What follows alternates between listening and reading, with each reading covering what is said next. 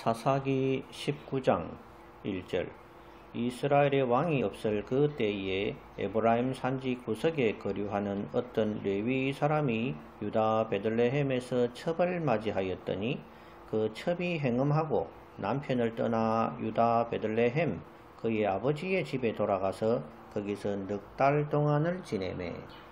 10절 그 사람이 다시 밤을 지내고자 하지 아니하여 일어나서 떠나 여부스 맞은편에 이르렀으니 여부스는 곧 예루살렘이라. 안장 지운 낙이 2마리와 첩이 그와 함께 하였더라. 16절 저녁때에 한 노인이 밭에서 일하다가 돌아오니 그 사람은 본래 에브라임 산지 사람으로서 기브아에 거류하는 자요 그곳 사람들은 베냐민 자손이더라.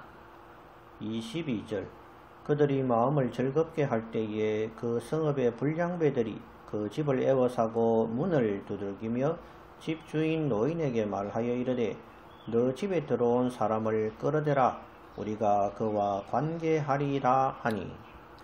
24절 보라 여기 내 처녀딸과 이 사람의 첩이 있은즉 내가 그들을 끌어내리니 너희가 그들을 욕보이든지 너희 눈에 좋을 대로 행하되 오직 이 사람에게는 이런 망령된 일을 행하지 말라 하나.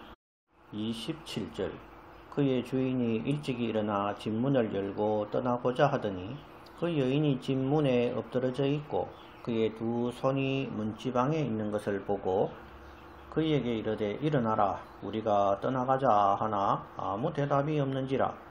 이에 그의 시체를 나귀에 싣고 행하여 자기 곳에 돌아가서 그 집에 이르러서는 칼을 가지고 자기 첩의 시체를 거두어 그 마디를 찍어 12덩이에 나누고 그것을 이스라엘 사방에 두루 보내매.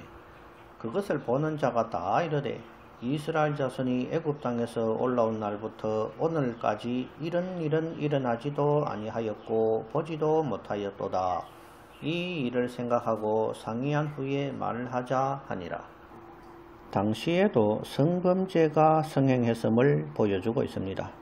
하나님을 경외하고 율법을 맡은 지파인 레위인이 첩을 취했다는 것도 문제이며 또 그 첩이 행업했다는 것도 문제이며 음행하고 집을 나간 첩을 못 잊어 데리러 간 레위인도 문제입니다.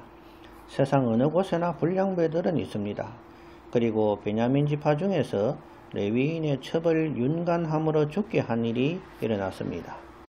이 베냐민의 불량배들은 처음에는 남자인 레위인을 성폭행하겠다고 하는 모습을 보여줍니다. 남자의 모습을 하고 소독성을 찾아간 두 천사들을 상관하겠다고 하는 창세기의 기록을 기억나게 하는 장면입니다. 레위인이 되어서 죽은 자기의 첩을 12덩이로 토막내는 일은 더 끔찍한 사건이었습니다. 이 사건은 성경 속의 엽기적인 사건에 속합니다. 여호수아의 죽음 이후에 모세가 부탁한 대로 율법을 가르치지 않았기 때문에 당시 사람들이 하나님을 알지 못했고 그러므로 인간 본성이 요구하는 대로 범죄하고 죄의 본성대로 인간의 잔인성의 극치를 보여주고 있는 장면입니다. 하나님은 아담과 하와를 순수한 상태로 선악을 선택할 수 있는 존재로 창조하셨습니다. 하지만 사탄에게 속아 선악과를 먹고 타락한 뒤로는 사람은 태어나면서부터 죄성을 가지고 태어납니다. 하지만 성경을 배우고 하나님을 알아가면서 스스로 죄의 본성을 누르고 바르고 성실하게 살려고 노력하며 사는 것이지요. 오늘날 성범죄가 극에 달하고 있습니다. 소돔과 고모라도 성범죄로 멸망을 했습니다. 오늘날 평화의 시기요 은혜의 시기라고 기독교인들은 자주 말을 합니다. 오늘날의 성범죄가 소돔의 때보다 적다고 생각하십니까? 악이 부족해서가 아니라 다만 이방인의 충만한 수가 들어오기까지 잠시 하나님의 진노가 보류되며 하늘에 사무치고 있는 것입니다. 예수님은 알곡이 다칠까봐 가라지 뽑는 것을 금하고 계신 비유를 드셨습니다. 요한계시록에는 하나님의 진노가 대접에 차곡차곡 저장되고 있으며 때가 되면 그 진노의 7대접을 이 땅에 부음으로 이 세상이 진멸되는 모습을 볼 수 있습니다. 사사 에후세 시대에도 에훗이 모압왕 에글론의 압제를 물리치고 80년의 평강의 시기가 있었습니다.